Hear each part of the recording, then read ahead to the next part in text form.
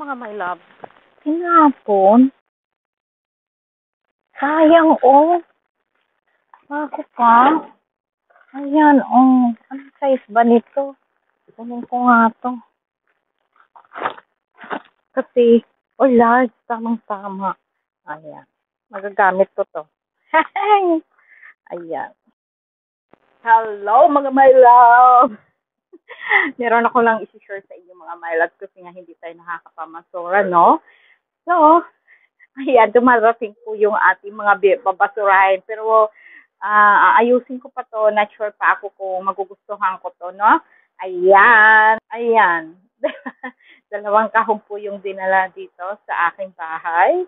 Sa bahay ni Lola. So, sabi nung nagdala, all good and everything is good. Ano daw? I think so naman. Mukhang ano naman. Oh, tingnan niyo. Parang bago pa. Ayun. Hoy, mga bago pa nga siya, mga my love. Totoo pala. Ayan, totoo pa. Mga bago pa nga siya. So, ayan, mga my love. Inano niya ito sa akin. Ay, mga bago pa nga, guys. Ang short, ang gaganda, oh. Hala, kasya sa akin. Oh, di ba? So, ay, ito pang kasal. Oh, sino ang gusto ng pangkasal? Oh, ayan, dress. So, totoo nga yun, sabi niya ha, mga bago pa to. Ay, hindi ko akalain na totoo yung sinasabi niya. Alam niyo bang dinala niya ito? Uy, ang cute nito. It's my favorite. Tingnan niyo mga my love. It's my favorite to. Favorito ko to. Favorito ko to. Oh, bago pa. Hindi pa to nasuot mga my loves. Ayan, hindi pa siya nasuot. So, totoo nga. Yung sabi niya, ang swerte ko naman. Ang swerte-swerte natin mga my loves. Oh, hala, uy, hindi pa to mga nasuot, guys. Hala, uy, hindi pa nasuot. Promise. Oh, oh mga my love. XXL. Sinong gusto ng XXL? Ayan, ilalagay ko to sa box mga my love. And may announcement ako later. At ipapadala ko to. So, ayan, totoo nga yung sabi niya na mga magaganda pa to. But, ayan, hindi pa siya mga nagamit. So,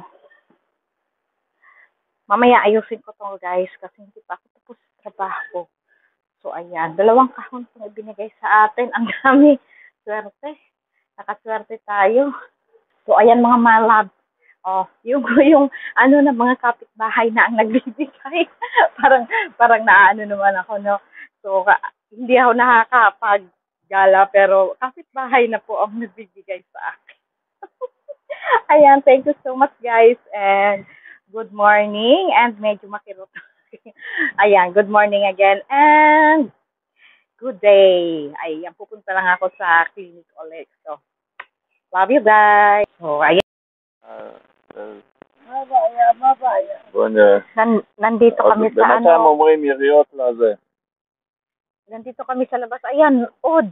Harvey. Marami ano. נפילה בשטח פתוח. Marami ninyo ano. הנה, נפילה בשטח פתוח שמאל למרגליות.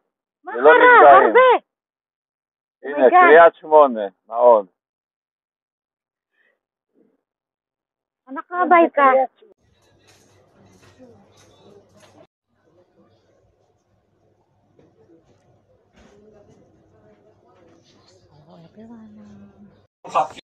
Hello everybody, good morning, good day everyone. Ayan, ito na naman si Sally Israel para magbigay sa inyo ng update. So, di ba? Matagal na rin tayong hindi nagpa-update. Ayan, maingay si David, maingay itong television, maingay po kami. Pero, yun, yung mga nagtatanong about my situation, about my, kung okay na ako, yes na yes po. And thanks God sa lahat.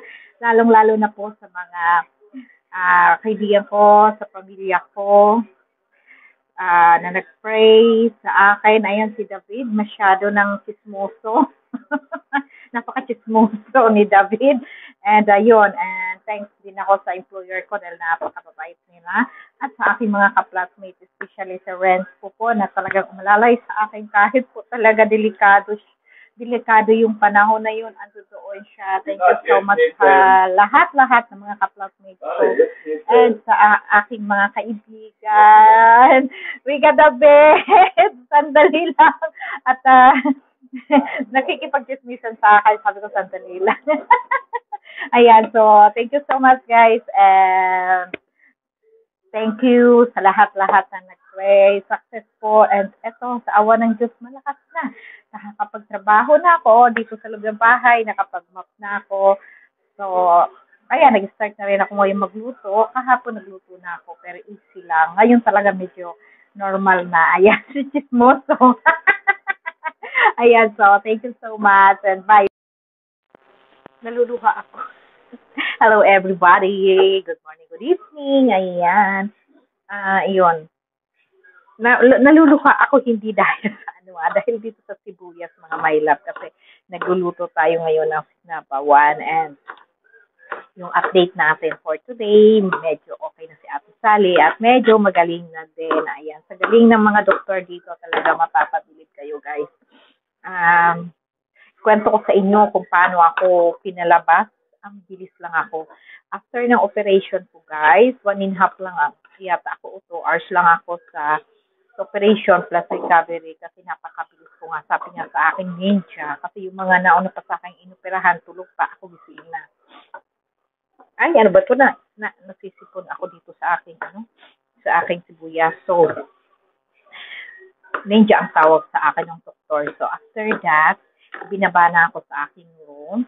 And then, pumunta na yung doktor. Sinabihan agad ako na you can go now. O, ibayad din. 2 hours lang po after ng aking recovery ay pinalabas na po ako.